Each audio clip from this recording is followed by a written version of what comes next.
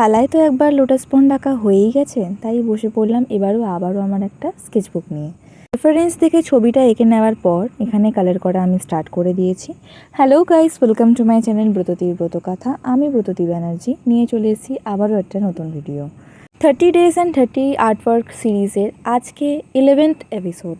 আশা করি আপনি ভালো আছেন, আমিও ভালো আছি। পুরো পেজটি জুড়ে আমি প্রথমেই জল অ্যাপ্লাই করে নেওয়ার পর এখানটায় আমি স্কাই কালারটা অ্যাপ্লাই করে নিয়েছি। হ্যাঁ, তবে এখানে জলের একটা টেক্সচার আনার জন্য আমি এখানে গ্রিন এবং ব্লুয়ের একটা মিক্সচার অ্যাপ্লাই করেছি, যাতে একটা পুকুরের টেক্সচার আসে। পুকুর তো আর পুরোটা প্রপার নীল হয় না, তাই আমি এখানটায় এই প্যাটার্নটা ইউজ করেছি।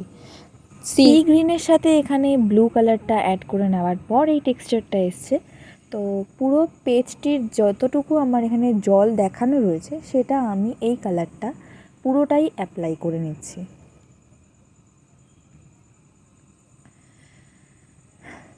আগেকার ভিডিওতেও আপনারা অনেক ভালো রেসপন্স দিয়েছেন, সেটার জন্য আপনাদের সবাইকে খুবই ধন্যবাদ। আমার কাজগুলোকে এত ভালোবাসা দেওয়ার জন্য আপনাদের সবাইকে খুবই ধন্যবাদ।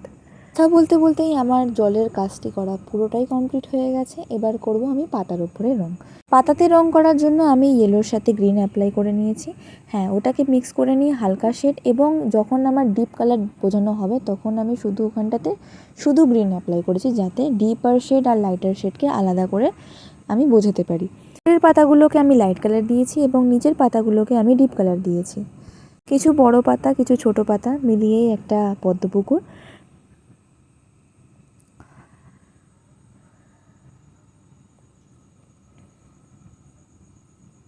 চ্যানেলে যারা নতুন তারা অবশ্যই আমাকে সাবস্ক্রাইব করতে ভুলবেন না। পাশে থাকা বেল আইকনটি প্রেস করে নেবেন, যাতে যখনই আমি একটা নতুন ভিডিও ছাড়ি আপনার কাছে সবার আগে নোটিফিকেশনটি চলে আসুক।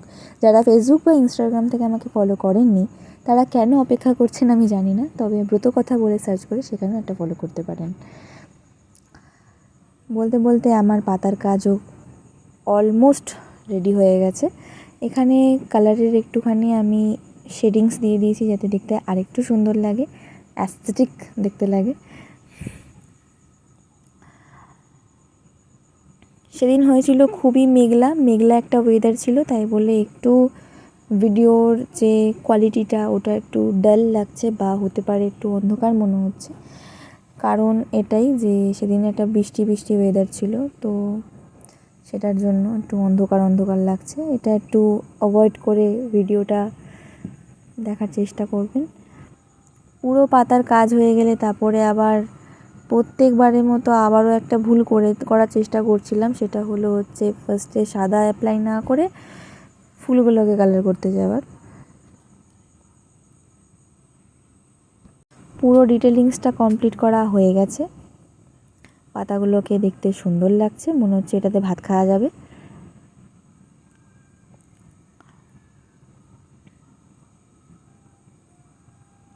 এখানটাতে আবার একটু শ্যাওলা অ্যাড করেছি, যাতে দেখতে আর একটু সুন্দর লাগে। কারণ পুকুরগুলোতে তো আর শুধু পানা বা কচুরি বা শুধু পদ্ম পাতা থাকে না, সব কিছু মিলিয়ে মিশিয়েই থাকে, একটা পাক পুকুর দেখতে যেরকম লাগে আর কি।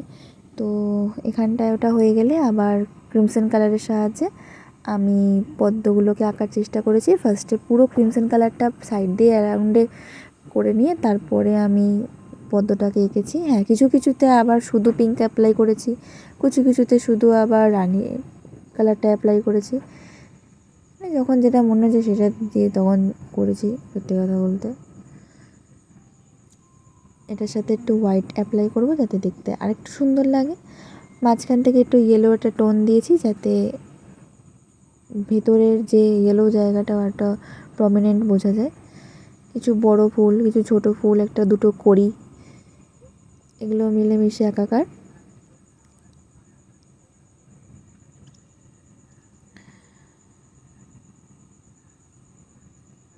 ওটা ভাল লাগছিল না, ওর জন্য ওটার উপর থেকে আরেকটু কালার চাপিয়ে দিলাম। এবার একটু অরেঞ্জের একটা শেডও দিয়ে দিচ্ছি, যাতে দেখতে একটু সুন্দর লাগে। অরেঞ্জের সাথে আমি এখানটাতে ইয়েলো ইউজ করেছি, যাতে এই কালারটা আসে। শুধু অরেঞ্জ ব্যবহার করলে এই কালারটা আসবে না। তারপরে এখানটায় আর একটু ছোটো ছোটো পাতা, একটু পানা, একটু ডিজাইন অ্যাড করার চেষ্টা করেছি, যাতে আরেকটু প্রমিনেন্ট ভরা লাগে। এটা হয়ে যাওয়ার পর এখানটাতে একটু হালকা হালকা জলের ফোঁটা বোঝানোর জন্য একটু সাদা অ্যাড করেছি, জলের একটা ঢেউ খেলানোর জন্য সেটা তো একটু সাদা অ্যাপ্লাই করেছি, যাতে এর একটু রিয়েলিস্টিক একটা টাচ আপ আমি আনতে পারি।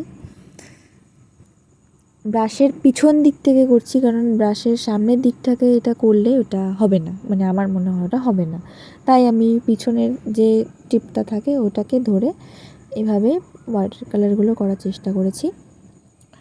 ভিডিওটি যদি ভালো লেগে থাকে তাহলে অবশ্যই এটা লাইক, কমেন্ট, সাবস্ক্রাইব করতে একদম ভুলবেন না, পাশে থাকা বেল আইকনটি প্রেস করে দেবেন, আর এই ভিডিওটাকে একটা শেয়ার করে দেবেন যাতে সবাই দেখতে পায় আমার এই ভিডিওটি। 30 days 30 সিরিজে আজকের ভিডিওটি আপনাদের কেমন লাগলো অবশ্যই কমেন্ট করে জানাবেন। আজকের জন্য এটুকুই, দেখা হচ্ছে নেক্সট ভিডিওতে। টাটা।